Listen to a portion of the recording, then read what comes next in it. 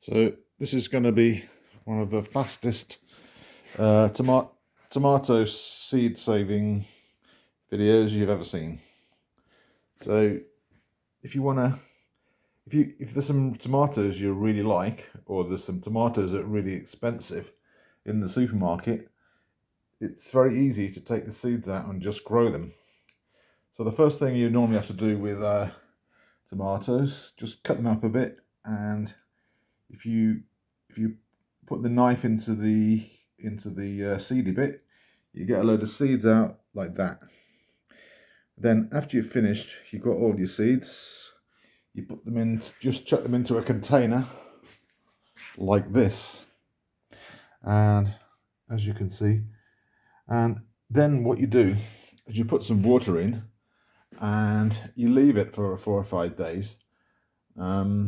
You can leave them to sort of ferment, and I can't remember what the advantage is. There's supposed to be some advantage of them fermenting a bit, but anyway, most of the sort of tissue stuff around the tomatoes tend to sort of rot a bit. Then what you do, like basically, this is based around because tomato seeds sink and any bad seeds float to the top. So you put them in water, and then all you do, you see that at the bottom, you just pour off all the crap.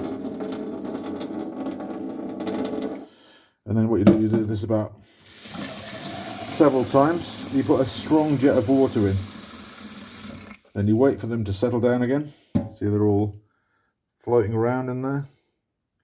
Just wait about, I don't know, 30 seconds for them to, and then you pour them off like that. Every time you do it, it gets cleaner and cleaner and cleaner, until all the little bits of crap that's in there. Now I've done this about 3 times now, and so there's hardly any crap left in there. Just keep pouring it off. Oh shit! I just let 2 of them go. Anyway, can you see at the bottom of there? That's tomato seeds. So afterwards, you've got to dry them out. One method is, I've just put this. One method is just you pour the whole lot of that, when it's nice and clean, into some sort of a strainer like that, and then you let them dry out a bit, and then you just put them in a warm place with that strainer, and in a couple of days or something, that they'll be completely dry. It's quite good to put them near the fire or something like that, and then they're completely dry. You might need to just scrape them off the surface slightly, or just move it around like this. Move it around, and then put your seeds into their containers. Actually, these are, I'll bring you over here, show you some of my containers. You see these? These are well, actually, it's my favourite tomato. It's called Stupis. The tomato seeds will last years, actually. If you save a right load, there's loads in here.